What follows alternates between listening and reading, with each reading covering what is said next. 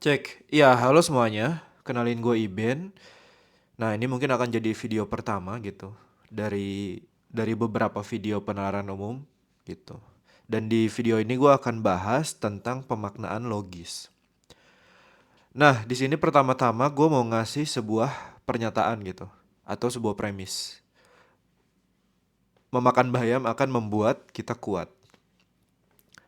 Menurut kalian ini logis atau enggak gitu? Logis atau enggak nih?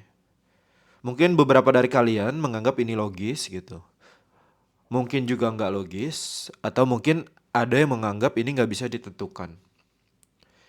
Nah bisa jadi ketiganya itu mungkin logis berdasarkan pemaknaan logis yang berbeda-beda gitu, sesuai dengan pemahaman kita. Karena memang ada beberapa logika berpikir yang bisa kita gunakan dalam menganalisis sebuah premis. Balik lagi ke pernyataan di awal, memakan bayam akan membuat kita kuat. Biasanya kita menganggap suatu hal itu logis atau tidaknya. Yang pertama itu kan didasarkan pada realitas yang ada gitu. Yang pernah kita alami atau bahkan yang dialami sama orang lain. Kalau benar di realitasnya, kita akan menganggap ini logis, dan kalau nggak benar maka kita akan menganggap ini nggak logis gitu. Misalnya nih untuk yang logis, bapak saya rutin memakan bayam dan dia sangat kuat gitu, bisa mengangkat barang yang berat. Dan untuk yang nggak logis, misalnya saya dari kecil makan bayam, tetapi sampai sekarang masih kurus dan lemes. Nah itu kan didasarkan pada realitas kan. Nah pemaknaan logis seperti ini, pada dasarnya ini bisa kita sebut dengan penalaran induktif.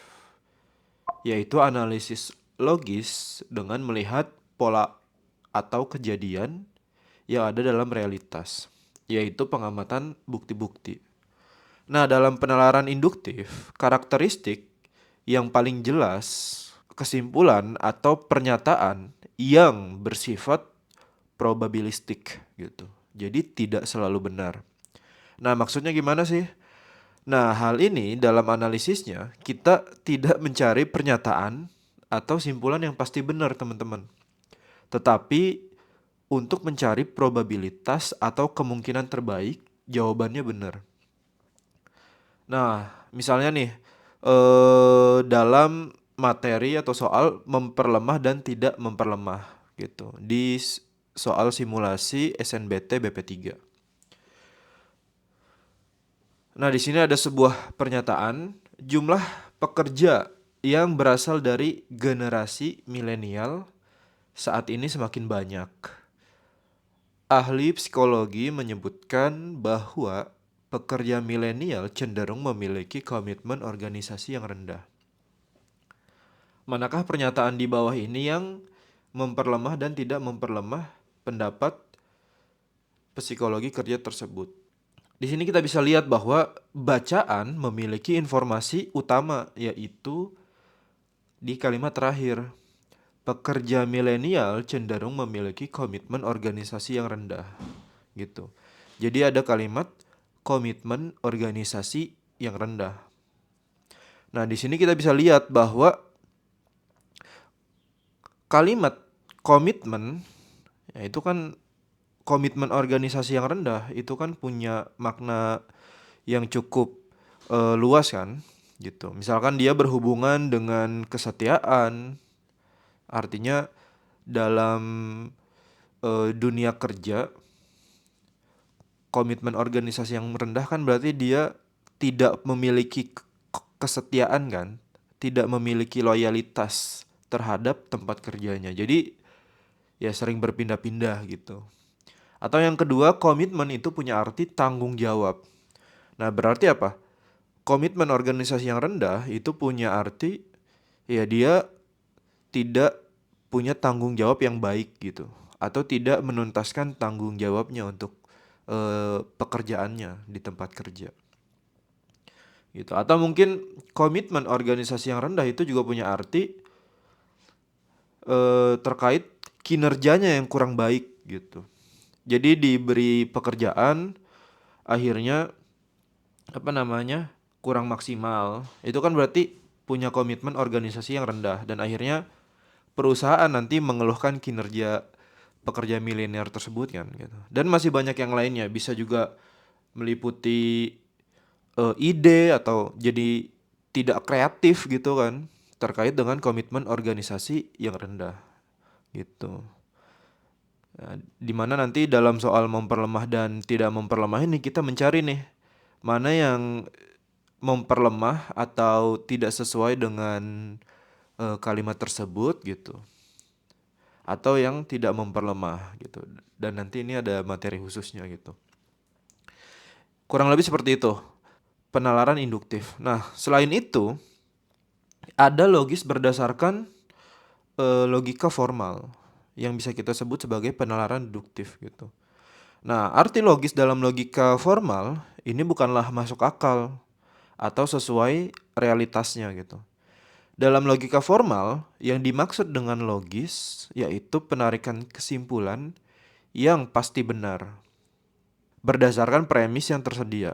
Nah, ada sebuah pernyataan nih di mana premis satunya misalkan jika memakan bayam maka akan menjadi kuat. Nah, Andi memakan bayam. Kesimpulannya Andi menjadi kuat. Apakah kesimpulan ini logis berdasarkan premis-premis yang diberikan? Ya, betul. Dalam konteks logika formal, ini adalah kesimpulan yang logis. Jadi, jika ada hubungan sebab akibat, jika A maka B, berarti jika premis keduanya adalah A, maka simpulannya B gitu. Dan simpulannya pasti benar. Bagaimana kalau misalkan premis keduanya kita ganti nih? Misalkan Andi menjadi kuat gitu. Apakah kesimpulan bahwa Andi memakan bayam adalah simpulan yang valid berdasarkan eh, apakah ini simpulan yang logis berdasarkan logika formal? Iya betul, ini nggak logis gitu berdasarkan logika formal. Nah karena belum tentu kan si Andi itu menjadi kuat karena dia memakan bayam. Bisa jadi dia sering angkat beban atau mungkin makan dada ayam, makan daging atau rutin minum susu gitu. Nah, ini yang disebut juga ya penalaran deduktif gitu. Dimana secara umum penalaran deduktif ini adalah penalaran yang valid. Penalaran yang memanfaatkan prinsip-prinsip logika formal untuk mencapai kesimpulan yang valid. Dimana definisi valid adalah yang pasti benar gitu.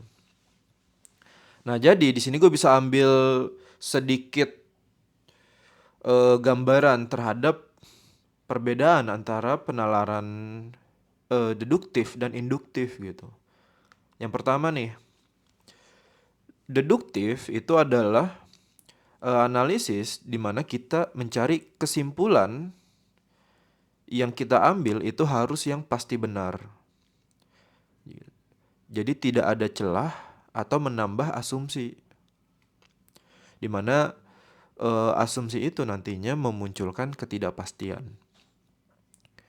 Gitu. Jadi memang didasarkan pada premis-premis yang diberikan aja gitu. Beda dengan induktif gitu. Pada dasarnya induktif ini bukan untuk mencari pernyataan atau simpulan yang pasti benar, tetapi untuk mencari probabilitas atau kemungkinan terbaik jawabannya bakal jadi benar gitu. Jadi ya tadi bersifat probabilistik. Mencari kemungkinan terbaik jawabannya benar.